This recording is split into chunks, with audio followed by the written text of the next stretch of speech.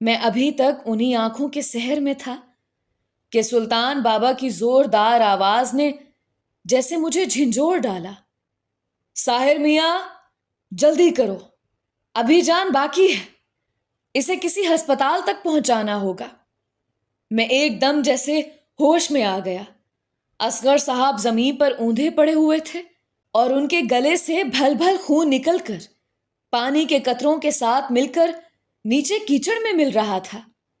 سلطان بابا نے جلدی سے اپنے کاندھے پر پڑی چادر کو پھاڑا اور ایک پٹی سی بنا کر اصغر صاحب کے زخم پر خوب کس کر مضبوطی سے باندھ دی۔ قریب ہی کیچڑ میں لت پت پڑے اس سرخ دھاگے کو انہوں نے اس بجھتی ہوئی آگ میں پھینک دیا جو انہوں نے میرے پہنچنے سے پہلے کھنڈر میں روشن کر رکھی تھی۔ دھاگا جل کر یوں تڑکا جیسے کوئی جڑی بوٹی آگ میں جلی ہو۔ میں نے اصغر صاحب کو کاندھے پر ڈالا اور ہم دونوں تیزی سے کھنڈر سے نکل کر گاؤں کی طرف جاتی کچی سڑک کی جانب دوڑ پڑے۔ مجھے یوں لگا جیسے اصغر صاحب کے گلے سے ٹپکتے ہوئے خون کے قطرے مجھ سے کہہ رہے ہوں کہ ہم خوابوں کے بیوپاری تھے، پر اس میں ہوا نقصان بڑا۔ کچھ بخت میں ڈھیروں کالک تھے، کچھ اب کے غضب کا کال پڑا۔ راکھ لیے جھولی میں اور سر پر ساہوکار کھڑا، جب بستی صحرا صحرا تھے، ہم دریا دریا روئے تھے۔ جب ہاتھ کی ریکھائیں چپ تھیں اور سر سنگیت میں کھوئے تھے، تب ہم نے جیون کھیتی میں کچھ خواب انوکھے بوئے تھے۔ جب فصل کٹی تو کیا دیکھا، کچھ زخمی خواب تھے آنکھوں میں، کچھ درد کے ٹوٹے گجرے تھے، ہم خوابوں کے بیوپاری تھے، پر اس میں ہوا نقصان بڑا۔ آخر کار تیسرے دن اصغر صاحب کو ہوش آ ہی گیا۔ ہم اس طوفانی رات میں انہیں کس طرح لے کر پہلے گاؤں کے ہسپتال اور پھر خان صاحب کی گاڑی میں قریبی ضلع کے بڑے ہسپتال تک پہنچے، یہ ایک لمبی اور الگ ہی داستان تھی۔ پہلے تو ڈاکٹروں نے بالکل ہی جواب دے دیا، لیکن پھر نہ جانے یہ ان کے اندر کے جینے کی لگن تھی یا پھر واقعی ان کا کفارہ ساتویں آسمان پر قبولیت کا شرف پا گیا تھا۔ ہماری دعائیں رنگ لے آئیں اور اصغر صاحب نے آنکھیں کھول دیں۔ پہلے چند گھنٹے تو ہوش و حواس سے بالکل ہی عاری تھے۔ انہیں کچھ یاد ہی نہیں آ رہا تھا کہ وہ کون ہیں اور اس ہسپتال تک کیسے پہنچے۔ پھر دھیرے دھیرے انہیں اپنی پچھلی زندگی یاد آنے لگی۔ سلطان بابا نے ان کی اس کیفیت کی ایک بہت حیرت انگیز سی وجہ یہ بھی بیان کی کہ اگر ہوش آنے کے بعد اصغر صاحب کو چھلاوے کے ساتھ گزرا 1 سال صرف چند لمحوں کا خواب لگا یا انہیں کچھ بھی یاد نہ آیا، تو اس کا مطلب یہ ہوگا کہ وہ ہمارے زمینی وقت کے محور سے باہر نکل چکے تھے۔ میں نے حیرت سے ان کی طرف دیکھا۔ زمینی وقت سے کیا مراد ہے آپ کی؟ کیا مختلف زمانوں کے لیے وقت کے پیمانے بھی مختلف ہوتے ہیں؟ سلطان بابا نے گہری سی سانس لی۔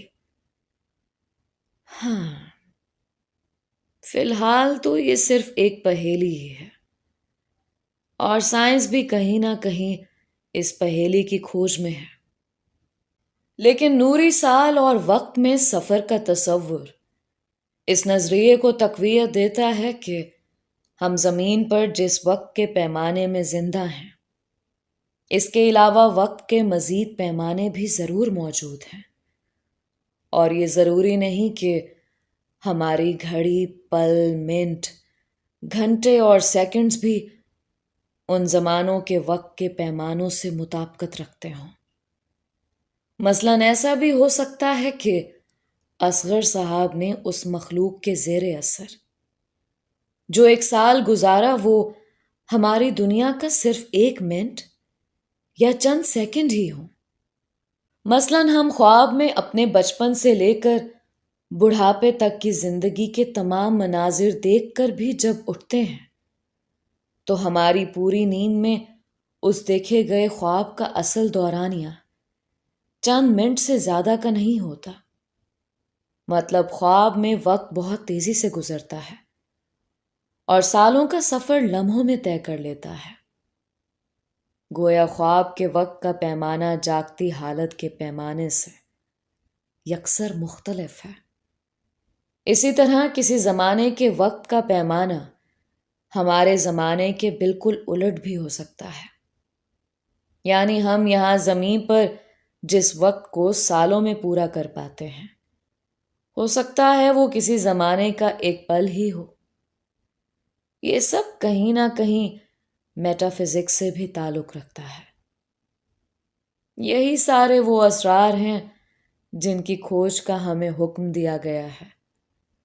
میری الجھن ابھی تک قائم تھی، لیکن اصغر صاحب کے معاملے میں صرف وہی تو اس وقت کے پیمانے میں شامل نہیں تھے۔ ان کے ساتھ ان کی بیوی، بچے، دوست، دشمن، باہر کی دنیا اور دفتر والے سینکڑوں لوگ شامل تھے جن سے پورا سال اصغر صاحب کا تعلق اور واسطہ رہا ہے۔ ہم اگر یہ فرض کر بھی لیں کہ اصغر صاحب ایک خواب کی حالت میں اس چھلاوے کی دنیا کے وقت کے پیمانے کے زیر اثر اپنا پورا سال گزار کر یہاں تک پہنچے ہیں، تو پھر باقی لوگوں کی کیفیت کے بارے میں آپ کیا کہیں گے؟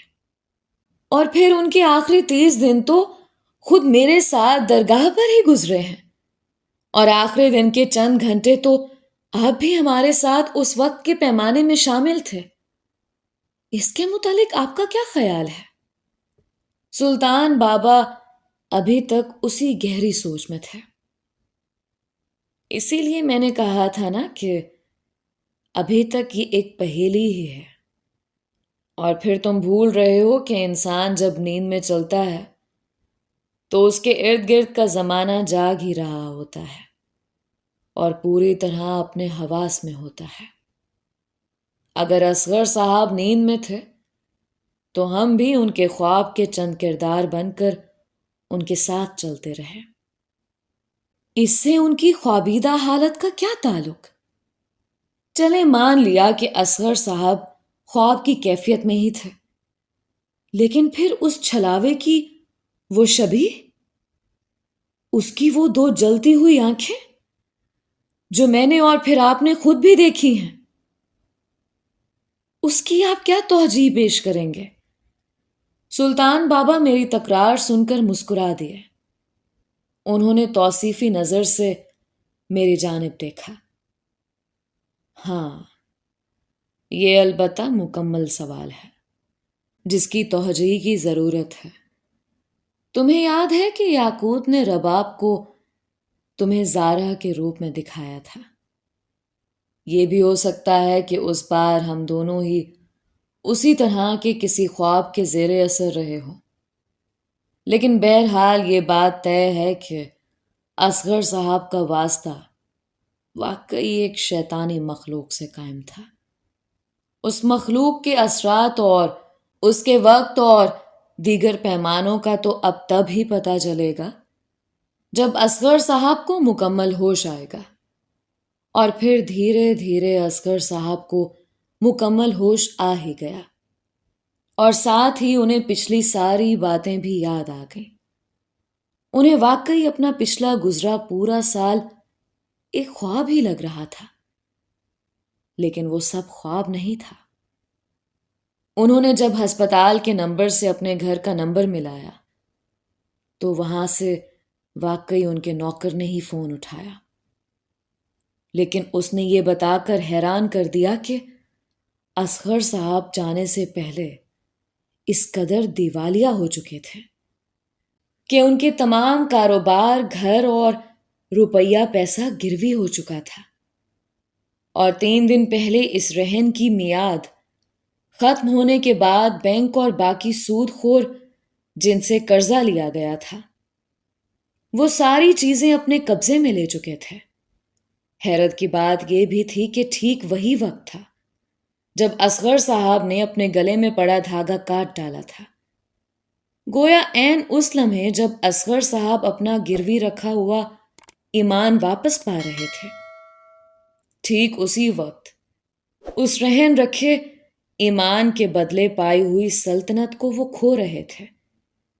چھلاوا اپنی دی ہوئی دنیاوی آسائشوں کو تخت و تاراج کر رہا تھا، اور آج ٹھیک 1 سال بعد مالی طور پر اصغر صاحب وہیں کھڑے تھے جہاں سے انہوں نے یہ سفر شروع کیا تھا۔ البتہ رشتوں کے معاملے میں انہوں نے صرف اور صرف کھویا ہی تھا۔ ان کا سارا خاندان برباد ہو چکا تھا، اور اس ایمان فروشی کی قیمت اپنے کھوئے ہوئے رشتوں کے بدلے انہیں سارے عمر چکانا تھی۔ اور کمال کی بات یہ تھی کہ بظاہر ان کے اس عروج و زوال کی کہانی کا اسکرپٹ پوری طرح مکمل کر رکھا تھا اس چھلاوے نے۔ عام لوگوں کے لیے یہ معاملہ بہت سیدھا سادہ تھا۔ ایک عام جونیئر کلرک جو اپنے 2 کمروں کے چھوٹے فلیٹ میں اسرت زدہ زندگی گزار رہا تھا، ایک دن اس کا 5 کروڑ کا پرائز بانڈ نکل آتا ہے اور وہ راتوں رات کروڑ پتی بن جاتا ہے۔ پھر وہ اس پیسے کو اسٹیٹ اور پراپرٹی کے کاروبار میں لگاتا ہے۔ قسمت یہاں بھی اس کا ساتھ دیتی ہے، اور اس کا زمین کے لین دین کا کاروبار دن دگنی اور رات چگنی ترقی کرتا ہے، اور وہ ایک بہت بڑی بزنس امپائر کا مالک بن جاتا ہے۔ لیکن پھر ایک دن اس کا بیٹا اور داماد قتل کے جرم میں گرفتار ہو کر پھانسی تک جا پہنچتے ہیں، اور یہاں سے اس کا زوال شروع ہو جاتا ہے۔ بیوی بیٹے کی موت کی خبر سن کر ہوش و حواس کھو بیٹھتی ہے، بیٹی بیوہ ہو جاتی ہے، دوسری بیٹی کسی گنڈے کے ساتھ بھاگ جاتی ہے، اور وہ کروڑ پتی بیٹے اور داماد کو پھانسی سے بچانے کے چکر میں اپنا سب کچھ لٹانے کے بعد اپنی ساری جائیداد گروی رکھ کر سود پر بازار سے قرضہ اٹھاتا ہے۔ لیکن یہاں بھی مقدر اس کا ساتھ نہیں دیتا۔ بیٹا پھانسی چڑھ جاتا ہے، اور وہ شخص دیوالیہ ہو کر ایک دن دنیا کی نظروں میں گھر سے بھاگ کر کہیں چھپ جاتا ہے، اور اسی اثناء میں بینک اور سود پر پیسہ دینے والے مدت ختم ہونے کے بعد اس کے گھر، جائیداد اور کاروبار پر قبضہ کر لیتے ہیں، اور یوں وہ شخص پھر سے غربت کے اسی گڑھے میں جا گرتا ہے۔ عام لوگوں کے لیے یہ بس اتنی ہی اور سیدھی سادی سی کہانی تھی۔ آس پاس کے لوگ اصغر صاحب کی بدقسمتی پر کچھ دیر کے لیے بحث کر کے پھر سے اپنے روزمرہ کے کاموں میں مشغول ہو جائیں گے، اور رفتہ رفتہ چند ہفتوں کے بعد یہ کہانی بھی ان کے ذہنوں سے مٹ جائے گی۔ کوئی اس بات پر یقین نہیں کرے گا کہ اصغر صاحب کے اس عروج اور زوال کی داستان کے پیچھے چھلاوے نامی کسی مخلوق کا ہاتھ بھی ہو سکتا ہے۔ اس ماڈرن سائنسی دور میں کس کے پاس فرصت ہے ایسی طلسماتی داستانوں پر یقین کرنے کی؟ میرے ذہن میں اچانک ہی ایک اور عجیب سا خیال آیا۔ ہمارے آس پاس جانے کتنے لکھ پتی کنگلے اور جانے کتنے کنگلے راتوں رات لکھ پتی بن جاتے ہیں۔ کون جانے ان کامیابیوں اور بربادیوں کے پیچھے بھی کسی اندیکھے چھلاوے کا ہاتھ ہی نہ ہوتا ہو۔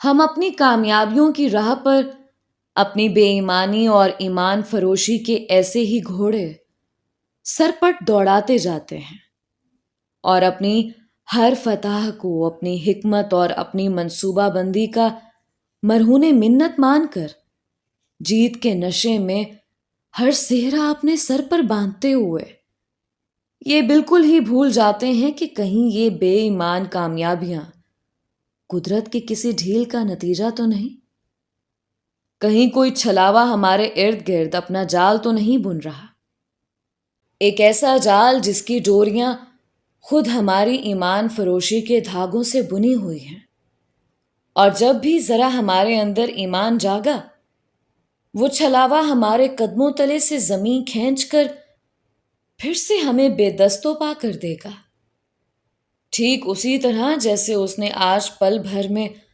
اصغر صاحب کو آسمان سے اٹھا کر پھر سے اسی زمین پر پٹخ دیا تھا جہاں سے وہ ترقی اور دولت کی خواہش لے کر اٹھے تھے۔ پوری حالت سنبھلنے کے بعد انہوں نے مجھے اور سلطان بابا کو بتایا کہ جس وقت انہوں نے چاقو والا ہاتھ بلند کیا تھا اس وقت تک ان کا صرف اور واحد ارادہ وہ چاقو سلطان بابا کے عین سینے میں ان کے دل کے اندر گاڑ دینے کا ہی تھا، لیکن جیسے ہی ان کا ہاتھ بلند ہوا اور سلطان بابا کے ہونٹوں سے غیر ارادی طور پر لا الہ الا اللہ کا کرشماتی کلمہ ادا ہوا تو پل بھر میں ہی جانے ان کے اندر سے سب کچھ تلپٹ کیسے ہو گیا اور انہوں نے خود اپنی شہرک پر ہی وار کر دیا۔ بقول ان کے اگر خنجر اٹھانے سے پہلے ہی ان کا ارادہ دھاگا کاٹ دینے کا ہوتا تو وہ ہاتھ کو سر سے بلند ہی نہ کرتے اور سیدھے اپنی گردن کی جانب لے جا کر دھاگا کاٹ ڈالتے، اور اس صورت میں شاید ان کی گردن بھی اس قدر نہ کٹتی جتنی اس طرح اوپر سے وار کرنے کی صورت میں کٹی۔ اپنی جانب سے تو وہ اپنا خاتمہ کر ہی چکے تھے، لیکن قدرت کو بھی ان کی زندگی، یا یوں کہہ لیں کہ ان کا امتحان مزید مقصود تھا، لہٰذا 3 دن زندگی اور موت کی بازی کھیلنے کے بعد وہ پھر سے زندگی کی جانب پلٹ آئے۔ سلطان بابا نے ان کی پوری بات سن کر سر اٹھا کر خدا کا شکر ادا کیا اور دھیرے سے بولے، بے شک اللہ کے کلمے میں بڑی طاقت ہے، کاش ہم سب اس کلمے کی اصل طاقت اور اثر سے پوری طرح واقف ہوتے تو کسی اور اسم اعظم کی تلاش میں یوں در بدر نہ بھٹکتے۔ جو کچھ بھی ہے اسی کلمے میں پنہا ہے۔ میں اصغر صاحب کی بے ہوشی کے وقفے میں 3 دن تک سلطان بابا کے ساتھ ہی بنا پلک جھپکائے ہسپتال میں اصغر صاحب کے سرہانے بیٹھا رہا۔ ان کی طبیعت کچھ سنبھلی تو سلطان بابا نے اصرار کر کے مجھے حویلی کی خبر لینے کے لیے گاؤں بھیجا کہ زہرا اور اس کی ماں صرف میرے بلاوے پر اتنی دور آئے ہوئے تھے، لہٰذا مجھے ان کی دل جوئی کے لیے ہی صحیح پر حویلی کا ایک چکر ضرور لگا آنا چاہیے۔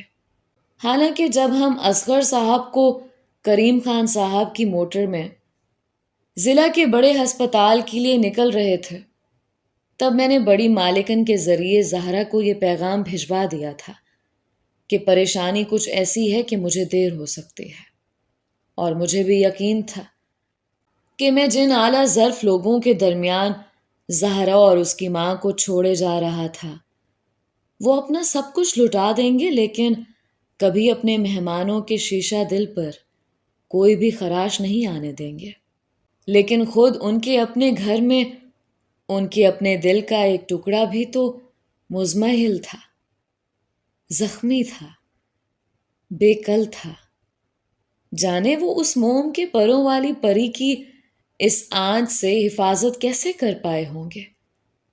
وہ تو اتنی نازک تھی کہ بادلوں سے چھنی ایک ہلکی سی کرن بھی اس کا اندر پگھلا سکتی تھی۔ پھر جانے یہ 3 دن کا سورج اس پر کیسے برسا ہوگا؟ ہاں، البتہ اتنا اطمینان مجھے ضرور تھا کہ میں زہرا نام کا جو ابر اس نازنین کے پہرے کے لیے چھوڑ گیا تھا وہ خود اپنے وجود میں لاریب کے حصے کی ہر تپش برداشت کر لے گا، لیکن اس کا کومل من کبھی پگھلنے نہیں دے گا۔ انہی سوچوں میں گم جب میں ضلع سے صبح کی پہلی ٹرین لے کر 2 گھنٹے کی مسافت طے کر کے جبل پور اسٹیشن پر اترا اور حویلی پہنچا تو سارے گھر پر ایک عجیب سی خاموشی طاری تھی۔ بیرونی ڈیوڑی میں کرم دین نے مجھے آتے دیکھا تو اندر اطلاع کرنے کے لیے دوڑ گیا اور کچھ ہی پل میں الٹے قدموں لوٹا کے مجھے اندر بلایا گیا ہے۔ حالانکہ میں درجنوں بار یہ ڈیوڑی پار کر کے حویلی کے اندر جا چکا تھا، لیکن آج بھی میرے قدموں میں وہی جھجک اور وہی ہچکچاہٹ تھی جو پہلی بار یہ دہلیز پار کرتے ہوئے موجود تھے۔ اندر زنانے والے حصے کے برآمدے کو بڑی بڑی چکوں سے ڈھانک دیا گیا تھا۔ شاید یہ اہتمام سخت گرمیوں کے موسم کے لیے کیا گیا ہو تاکہ دوپہر کی تپتی دھوپ کی تپش کو روکا جا سکے، لیکن اس سرما کی نرم دھوپ والی سپہر میں بھی ان لکڑی کے کھلے تنکوں والی چکوں کا یوں ڈھلکا رہنا ضرور کسی خاص وجہ سے ہی ہو سکتا تھا۔ پھر اچانک مجھے خیال آیا کہ ضرور یہ اہتمام زہرا اور اس کی امی کی وجہ سے کیا گیا ہوگا، کیونکہ بہرحال وہ دونوں حویلی کے آبائی نوکروں کے سامنے بھی یوں آزادانہ پھرنے میں کچھ جھجک ضرور محسوس کرتی ہوں گی۔ باہر سے چھن کر آنے والی دھوپ چک کے تنکوں کے درمیان سے کچھ ایسے زاویے سے برآمدے کے چمکیلے سنگے مرمر کے فرش پر پڑ رہی تھی کہ نیچے فرش پر بھی دھوپ کے تنکوں کی ایک چک سے بچھ گئی تھی۔ ایک عجیب سا مٹیالہ سا اجالا پھیلا ہوا تھا اس برآمدے میں، لہٰذا میری آنکھوں کو کچھ پل لگے اس ملگجی روشنی سے نظریں ملانے میں۔ برآمدے کے آخر میں موتیے کی لمبی لمبی بیلوں کے سامنے کوئی پیٹھ کیے کھڑا تھا۔ آہٹ سن کر وہ وجود پلٹا۔ میری آنکھیں تب تک اس مدھم روشنی سے مانوس ہو چکی تھیں۔ وہ لاریب تھے، سفید کرتے پاجامے میں ملبوس اور سر پر دھانی رنگ کی اوڑھنی لیے ہوئے۔ وہ نور کا ایک ایسا ہالہ لگ رہی تھی جس کے اندر ذرا سی ہلدی کی آمیزش کر دی گئی ہو۔ شاید اس شدید بخار اور بیماری کا اثر تھا جو اس کے ملح چہرے پر پچھلے چند دنوں کے دوران اپنا رنگ چھوڑ گیا تھا۔ مجھے دیکھ کر اس کی ستارہ آنکھوں میں ایک چمک سی لہرائی۔ میں نے سلام کے بعد اس سے باقی گھر والوں کے بارے میں پوچھنے سے پہلے اس کی طبیعت کا پوچھا۔ وہ دھیرے سے مسکائی۔ آپ نے تبھی بھی ایسا بھیجا تھا کہ بیماری کو نہ کہتے ہی بنی۔ اتنے اچھے لوگ بیک وقت آپ اپنے پاس کیسے جمع کیے رکھتے ہیں؟ میں تو ہر بار کھو دیتی ہوں۔ میں نے چونک کر اس کی جانب دیکھا۔ جانے یہ بات اس نے کس رو میں کہی تھی، یا واقعی وہ کچھ اور کہنا چاہتی تھی۔ لیکن یہ لڑکیاں اپنے چہرے کے تاثرات چھپانا بھی خوب جانتی ہیں۔ ہتھیلی پر نام لکھ لکھ کر پلکوں سے مٹاتی رہتی ہیں، لیکن آنکھ کے پردے تک وہ تحریر آنے نہیں دیتی۔ میں نے باقی گھر والوں کے بارے میں پوچھا تو لاریب نے بتایا کہ ساتھ والے گاؤں میں کسی منگنی کی تقریب میں بڑی مالکن کو بطور لڑکی کی سرپرست دعوت تھی، لہٰذا وہ جاتے ہوئے اپنے ساتھ زہرا اور اس کی ماں کو بھی تبدیلی کی غرض سے لے گئی تھی۔ کچھ دیر کے لیے میں اور لاریب بالکل ہی خاموش کھڑے رہے، جیسے ہمارے پاس کرنے کو کوئی بات ہی نہ رہی ہو، یا ہم دونوں ہی جیسے اس مقام پر پہنچ چکے ہوں جہاں خاموشی خود ہر بات کہہ دیتی ہے اور زبان، لفظ اور باتیں سب بے معنی ہو جاتے ہیں۔ میں نے واپسی کا ارادہ ظاہر کیا تو وہ کچھ مضطرب سی ہو گئی۔ مجھے آپ سے معذرت کرنا تھی۔ میں چونک کر پلٹا۔ معذرت؟ لیکن کس بات کی؟ اس نے اپنی پلکوں کی جھالر گرا لی۔ میں انجانے میں آپ کو اپنے زخموں میں الجھا بیٹھی۔ آپ تو خود شدید گھائل ہیں۔ آپ کے تو اپنے زخموں سے ابھی خون رسنا بند نہیں ہوا۔ آپ کی امی نے آپ کی اور زہرا کی کہانی اتنی تفصیل سے نہیں سنائی تھی۔ اگر میری زہرا سے ملاقات نہ ہوتی تو شاید آپ کے داغوں پر پڑا یہ پردہ میرے سامنے کبھی اٹھ نہ پاتا۔ آپ تو ہر حد سے گزر کر یہاں تک پہنچ رہے ہیں۔ میں نے آج تک محبت کو جیتنے اور لوگوں کو محبت میں ہارتے ہوئے دیکھا تھا، لیکن آپ نے محبت کو جیت کر دکھایا۔ زمانے کی ہر رسم، محبت کی ہر شرط، مجبوری کا ہر دعویٰ آپ کے سامنے فقط ریت کی ایک دیوار ہی ثابت تو ہوا ہے۔ آپ نے دنیا کو بتا دیا کہ جو عشق میں جی نہیں سکتے وہ پہلے ہی سے مرے ہوتے ہیں۔ وہ بولتے بولتے اچانک چپ ہو گئی، جیسے اس کے پاس کہنے کے لیے اتنی زیادہ باتیں ہوں کہ وہ ذہن میں ان کی ترتیب جوڑتے جوڑتے اپنے لفظ ہی بھلا بیٹھی ہو۔ لاریب نے اپنے دھونکنی جیسے چلتے سانس پر قابو پانے کی کوشش کی۔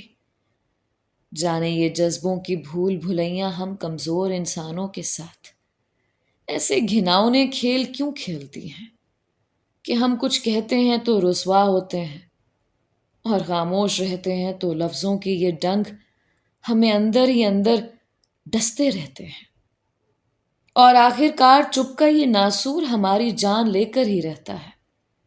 کچھ ایسی ہی صورتحال سے اس وقت وہ کانچ کا پیکر بھی دوچار تھا۔ میں نے کھنکار کر اسے حوصلہ دینے کی کوشش کی۔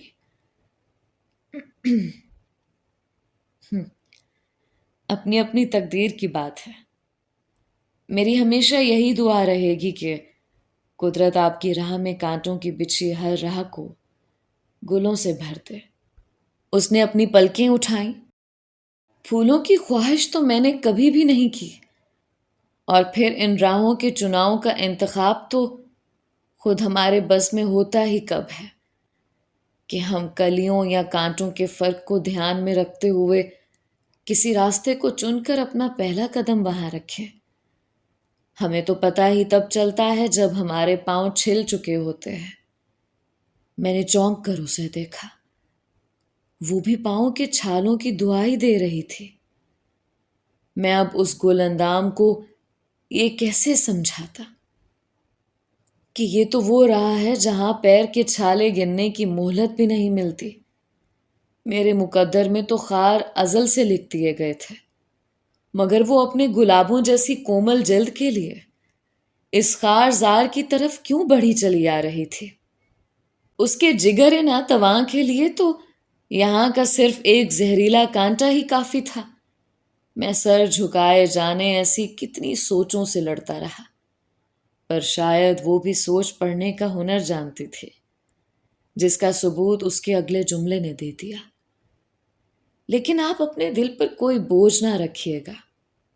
میں نے آپ ہی سے سیکھا ہے کہ یہ وہ بازی ہے جو ہار کر ہی جیتی جا سکتی ہے۔ یہ وہ ملن ہے جو جدائی کے بنا مکمل نہیں۔ یہ وہ رشتہ ہے جو کھو کر ہی پایا جا سکتا ہے۔ یہ وہ بستی ہے جو اجڑ کر ہی بستی ہے۔ یہ وہ جیون ہے جو خود کو مار کر ہی جیا جاتا ہے، اور یہ وہ سرد سکون ہے جس کی ٹھنڈک انگاروں پر چل کر ہی حاصل کی جا سکتی ہے۔ تو میں نے بھی ان چند دنوں میں اس عجائب خانے کو برتنے کا کچھ نہ کچھ ڈھنگ سیکھ لیا ہے، جسے لوگ محبت کہتے ہیں۔ میں یہ دعویٰ تو نہیں کر سکتی کہ میں نے ہر درد پر عبور حاصل کر لیا ہے، لیکن اتنا وعدہ آپ سے ضرور کرتی ہوں کہ میرے اندر اس جذبے سے جو بھی تبدیلی آئے گی وہ اس اعزاز کی حرمت کی تحقیر کا باعث کبھی نہیں بنے گی۔ میں ہمیشہ سر اٹھا کر جیوں گی تاکہ میری وجہ سے کبھی محبت کا سر جھکنے نہ پائے۔ بس مجھے ہر قدم پر آپ کی دعاؤں کی ضرورت رہے گی کہ میں ابھی بہت کمزور ہوں، اور میرے ظرف کا پیالہ بھی ابھی اتنا گہرا نہیں ہے۔ ابھی تو مجھے ٹھیک طرح سے ٹوٹنا بھی نہیں آتا، جبکہ مجھ سے خود ہی اپنے ریزے سمیٹنے کی امید بھی باندھی جا چکی ہے۔ دعا کریں کہ میں ثابت قدم رہ سکوں۔ وہ چپ ہوئی تو مجھے یوں لگا جیسے میرے سارے لفظ بھی اسی کے پاس رہ گئے ہیں۔ گویا قدرت نے ایک بار کوہکن کے ہاتھ ایک چھوٹا سا تیشا تھما کر اسے زندگی کے پتھریلے پہاڑ سے دودھ کی نہر نکالنے کی ذمہ داری سونپ دی تھی۔ میں اس نازک سی لڑکی کے الفاظ اور ان سے پیدا شدہ مد و جزر پر غور کرتا رہا۔ یہ محبت بھی کتنی بڑی استاد ہوتی ہے۔ نہ جانے چند دنوں میں ہی یہ ہم معصوم انسانوں کو اتنے سبق کیسے دے جاتی ہے؟ ہم خود بخود اتنی مشکل بولی کیسے بولنے لگ جاتے ہیں؟ کل تک ہر بات ہنسی مذاق میں اڑا دینے والی اور ہر پل زندگی کا رس نچوڑنے والی لاریب کو بھی یہ بولی اسی عشق نامی اتالیق کی ہی سکھائی ہوئی تھی۔ سچ ہے کہ محبت صدیوں کا سفر لمحوں میں طے کرانے کی طاقت رکھتی ہے۔ یہ ایک پل میں جواں رانا اور حسین دلوں کی رگوں سے زندگی اور نسوں سے خون نچوڑ کر انہیں ضعیف تر کر دیتی ہے۔ میرے منہ سے بس اتنا ہی نکل سکا کہ میری دعائیں سدا آپ کے ساتھ ہیں۔ پھر مجھ سے وہاں رکا نہیں گیا۔ باہر جاتے وقت کرم دین سے بھی یہ پتا چلا کہ بڑی مالکن لوگ تو اب رات دیر سے ہی لوٹیں گے۔ میں درگاہ پہنچا تو ہماری 4 روزہ غیر حاضری کے دوران درگاہ کا سین خزاں رسیدہ پیلے اور زرد پتوں کی چادر سے ڈھک چکا تھا۔ انگور کی خشک بیلیں اداس ہو کر میری راہ دیکھتے دیکھتے منڈیر تک بڑھ آئی تھی، اور چشمے کے یخ اور تازہ پانی کا جھرنا یوں ہی بہتے اپنی جھنکار سے تسلیاں دے رہا تھا۔ میں کچھ دیر کے لیے اس خاموشی اور سکوت سے مبہوت سا ہو گیا۔ کیا جنت کا سکون اس ماحول سے کچھ سوا ہوگا؟ شام ڈھلے ایک اور خوشگوار حیرت سلطان بابا اور اصغر صاحب کے روپ میں درگاہ کی ویرانی کم کرنے کا سبب بن گئی۔ سلطان بابا نے بتایا کہ ڈاکٹر نے اصغر صاحب کے بے حد اصرار پر کہ وہ دوائیں اور آرام کا سلسلہ درگاہ پر بھی جاری رکھ سکتے ہیں، انہیں جانے کی اجازت دے دی ہے، لیکن صرف اس شرط اور وعدے پر کہ وہ اگلا 1 ہفتہ مسلسل آرام کریں گے اور زخم بھر جانے کے بعد ہی روزمرہ کے کاموں میں حصہ لے سکیں گے۔ اصغر صاحب کی نیت یہی تھی کہ اب وہ باقی ماندہ زندگی یہیں اسی درگاہ میں لوگوں کی خدمت کرتے ہوئے کاٹ دیں، لیکن سلطان بابا نے انہیں پھر سے اپنے گھر لوٹ جانے کی تلقین کر رکھی تھی۔ وہ اصغر صاحب کو پہلے ہی 6 کلمے اور ایمان مفصل اور ایمان مجمل پڑھوا کر ان کے ایمان کی تجدید کروا چکے تھے۔ سلطان بابا کے بقول اصغر صاحب کا اصل امتحان اور کفارہ جبل پور سے نکلنے کے بعد ہی شروع ہوگا۔ انہوں نے اصغر صاحب کو یہ بھی بتایا کہ شروع کے چند مہینے ان پر بے حد سخت گزریں گے، کیونکہ منفی قوتیں اب انہیں چین سے جینے نہیں دیں گی، لیکن انہیں ہر حال میں ثابت قدم رہ کر سختی اور ہر مشکل کا سامنا کرنا ہوگا۔ اسی میں ان کی نجات ہے کہ وہ اب آخری سانس تک مذہب کا دامن سختی سے تھامے رکھیں۔ اصغر صاحب نے انہیں یقین دلایا کہ اب ایسا ہی ہوگا۔ اگلے صبح چمکیلی اور خوشگوار تھے۔ ہفتے بھر کی جھڑی کے بعد سورج نکلا تو جیسے ہر چیز پر لگے گہن کو پھر سے چمکا گیا۔ روشن اور چمکیلی صبحیں بھی تو زندگی بڑھانے کا سبب ہوتی ہیں۔ میں بھی اس صبح کی چمکیلی کرنوں کو انگوروں کی بیلوں کے چھت سے چھن کر آتے اور نیچے بہتے نالے کے پانی سے آنکھ مچولی کھیلتے ہوئے دیکھ رہا تھا کہ نیچے گھاٹی میں بشیرے کے تانگے کا بھونپو بجا۔ اصغر صاحب اور سلطان بابا بھی اندر اپنے کمرے میں ہی تھے۔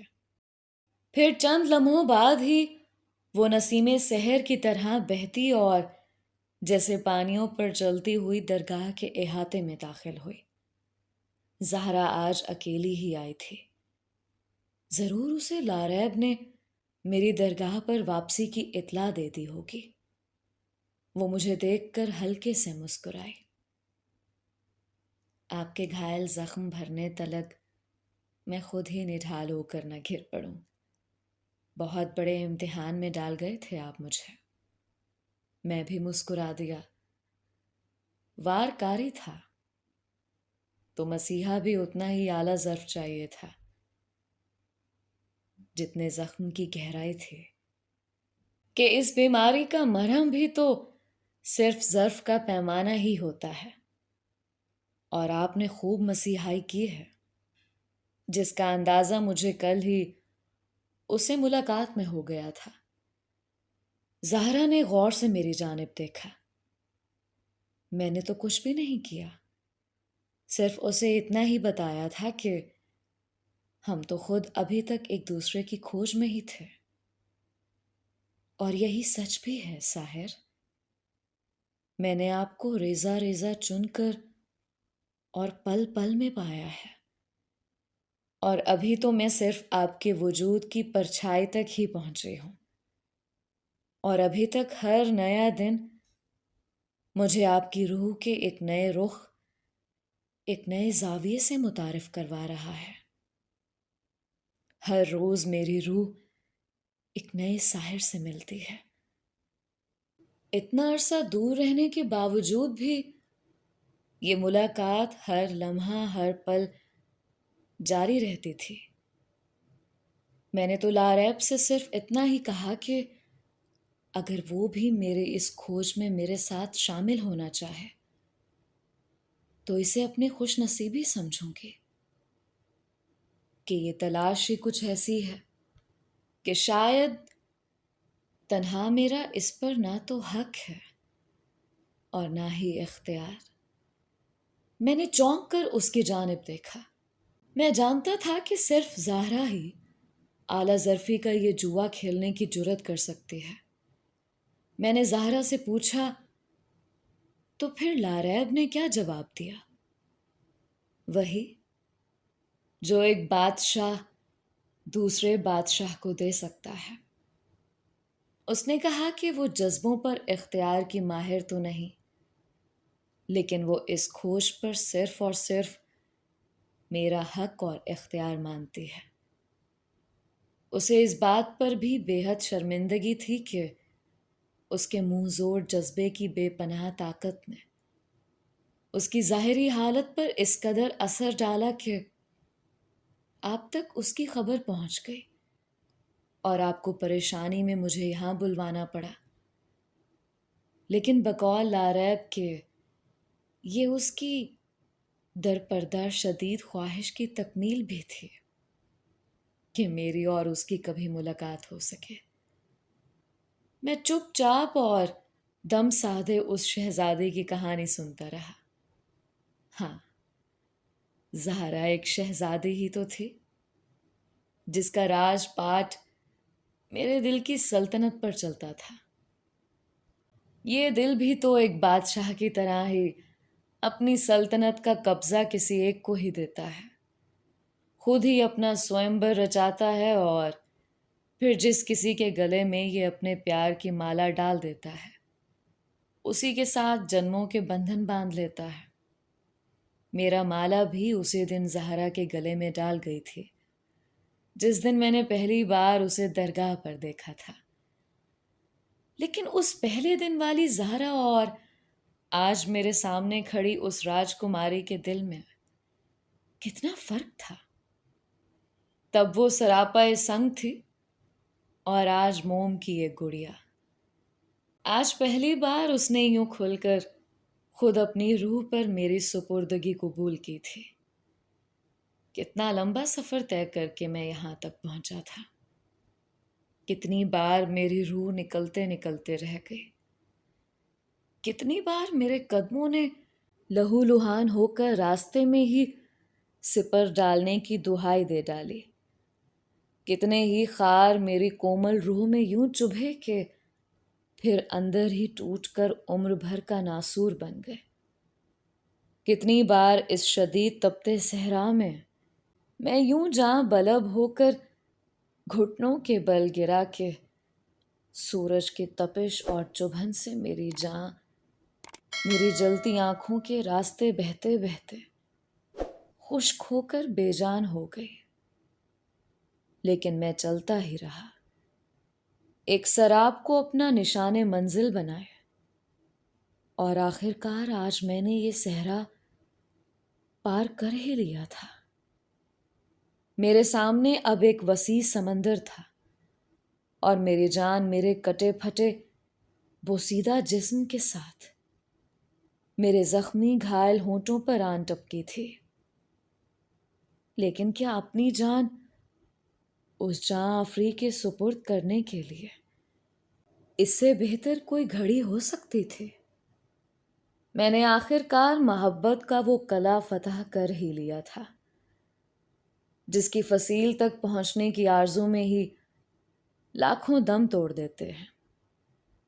और सदियों की रियाजत के बाद कोई एक आध भूला भटका अगर इस कले के आसपास पहुंच भी जाए तो इश्क का वो इफरेत, वो दियो जो इस कले की हिफाजत पर मामूर है, जिसकी 1000 आंखें और हजारों हाथ पांव हैं, वो पल भर में ही उस जख्मों से चूर आशिक को आगे बढ़कर अपने एक ही डंक से 2 हिस्सों में तकसीम करके उसकी रूह कब्ज कर लेता है।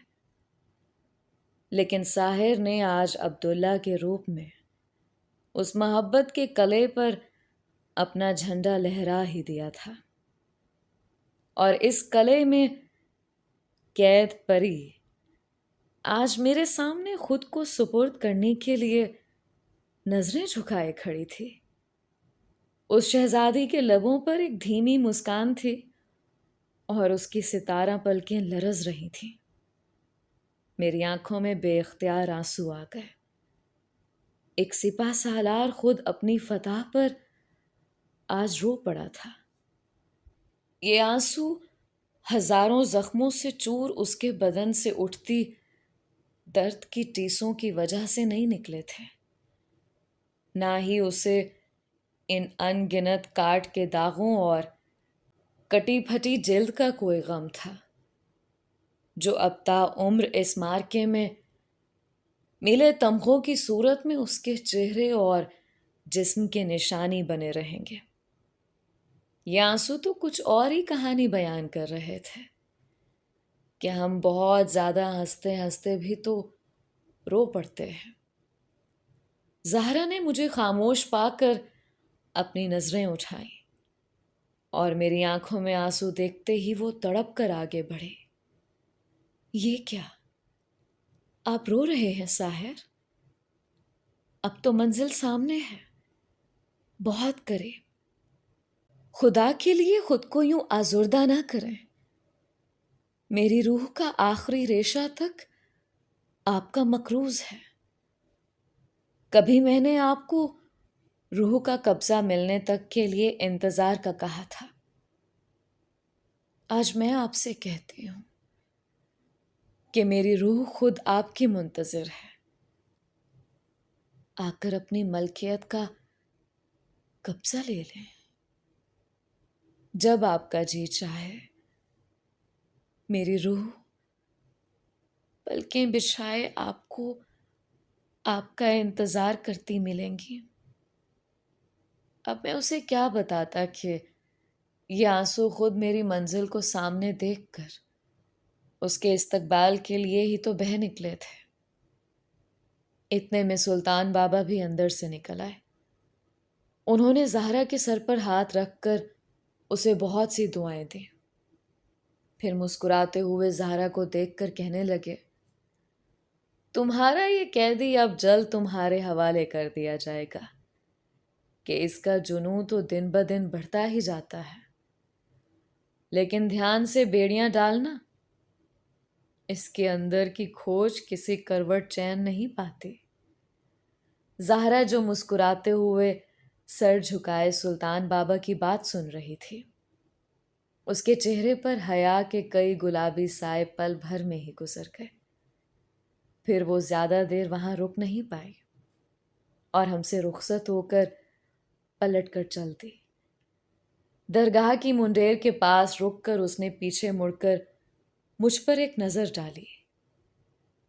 کیا کچھ نہیں تھا صرف اس ایک نظر میں، جانے کتنی صدیوں کا ٹھہراؤ، جانے کتنے جنم کی ایک تمانیت۔ زہرا کے جانے کے بعد وقت کا کچھ پتہ ہی نہیں چلا۔ ایسا میرے ساتھ ہمیشہ ہوا تھا۔ وہ جب جب میرے سامنے آئے تھے میرے لیے جیسے وقت تھم سا گیا تھا، اور جیسے ہی وہ منظر سے اوجھل ہوئی وقت جیسے پھر اپنی رفتار پر چل پڑا تھا۔ تیسرے دن سلطان بابا نے جبل پور سے کوچ کا اعلان کر دیا، کیونکہ یہاں ہمارا کام ختم ہو چکا تھا۔ کل شام جو اس سال کی آخری شام بھی تھی، ہمیں جبل پور سے رخصت ہو جانا تھا۔ لیکن کہاں؟ ہمیشہ کی طرح نہ میں نے سلطان بابا سے کچھ پوچھا، نہ انہوں نے کوئی وضاحت کی۔ البتہ یہ احساس مجھے ضرور ہو چلا تھا کہ شاید اس مرتبہ یہ میرا اور سلطان بابا کا آخری مشترکہ سفر ہوگا۔ ادھر ہماری روانگی کا سن کر زہرا کی امی نے بھی رخت سفر باندھنے کا ارادہ کر لیا، کیونکہ انہیں بھی ہفتہ بھر سے زائد ہو چکا تھا، اور وہاں شہر میں زہرا کے ابا کی طبیعت بھی ٹھیک نہیں تھی۔ آخرکار ہماری روانگی کا دن بھی آ پہنچا۔ جاتی خزاں کی شامیں ویسے بھی بہت اداس ہوتی ہیں، لیکن دسمبر کی وہ آخری شام اداسی کے ساتھ ساتھ ایک عجیب سا درد اور کسک بھی اپنے اندر پنہا لے کر اتری تھی۔ ہمیں پہلے درگاہ سے خان صاحب کی حویلی اور پھر وہاں سے ریلوے اسٹیشن جانا تھا، کیونکہ طے یہ ہوا تھا کہ زہرا کی گاڑی بھی خان صاحب کی گاڑی سمیت ہمیں اسٹیشن چھوڑنے جائے گی، کیونکہ وہاں تک جبل پور سے نکلنے کا راستہ سانجھا تھا۔ درگاہ سے نکلنے سے پہلے میں اصغر صاحب کو وداع کہنے لگا تو وہ مجھے گلے لگا کر بھرا سے گئے، اور پھر اچانک ہی پھوٹ پھوٹ کر رو پڑے۔ انہیں تھپکتے تھپکتے خود میری آنکھیں بھی نم ہو گئیں۔ سلطان بابا نے ہم دونوں کو دلاسا دیا اور اصغر صاحب سے بولے، یہ آنسو بہتے رہنے چاہیے، من ہلکا اور زرخیز رہتا ہے۔ یہ خشک ہو جائیں تو دل کی زمین بھی بنجر ہو جاتی ہے۔ یہ آنسو ہی ہماری آنکھ کا وضو ہوتے ہیں، سو آنکھوں کو پاک کرتے رہنا ہوگا، کفارہ ادا ہوتے رہنا چاہیے۔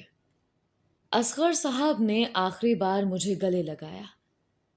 عبداللہ میاں، میں تمہیں اپنا دوست کہوں، بیٹا کہوں، محسن کہوں یا رہبر، ایک ساتھ کتنے رشتوں کا خزانہ دیے جا رہے ہو تم مجھے۔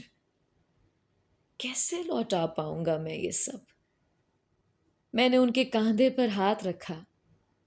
اپنا بھی کہتے ہیں اور واپس لوٹانے کی بات بھی کرتے ہیں۔ اپنوں میں سودے بازی نہیں ہوتی۔ آپ جب اپنی منزل پر پہنچ جائیں تو مجھے اطلاع ضرور کیجیے گا، اور اپنا خیال رکھیے گا۔ نصیب میں ہوا تو بہت جلد آپ سے آ کر ملوں گا۔ ہم نیچے گاؤں میں پہنچے تو حویلی کے سبھی ملازمین اداس سے گیٹ کے باہر ہی سفر کی تیاریوں میں مصروف نظر آئے۔ بشیر، کرم دین اور جمالے نے خاص طور پر مجھے گلے لگایا اور سلطان بابا سے دعا لی۔ وہاں حویلی کے اندر بیرونی ڈیوڑی کے پاس بڑی مالکن اور لاریب افسردہ سی زہرا کی گاڑی کے پاس کھڑی تھی۔ لاریب تو زہرا کو گلے لگا کر وداع کرتے وقت اپنی آنکھیں چھلکا ہی بیٹھی۔ زہرا کی امی نے بڑی مشکل سے بڑی مالکن اور لاریب کو باہر تک آنے سے روکے رکھا کہ خواہ مخواہ سب کا من الوداعی سمے مزید اداس اور بوجھل ہوگا۔ البتہ یہ وعدہ وہ بڑی مالکن سے لینا نہیں بھولیں کہ وہ جلد ہی لاریب کو لے کر شہر ان کے ہاں چند دن ٹھہرنے آئیں گی۔ آخرکار حویلی سے وداع ہونے کا وہ جاں غسل لمحہ بھی آ ہی گیا۔ سلطان بابا نے فردن فردن سبھی کو دعا دی۔ زہرا اور اس کی امی نم پلکوں کے ساتھ خان صاحب کے خاندان سے مل کر اپنی گاڑی میں جا بیٹھی۔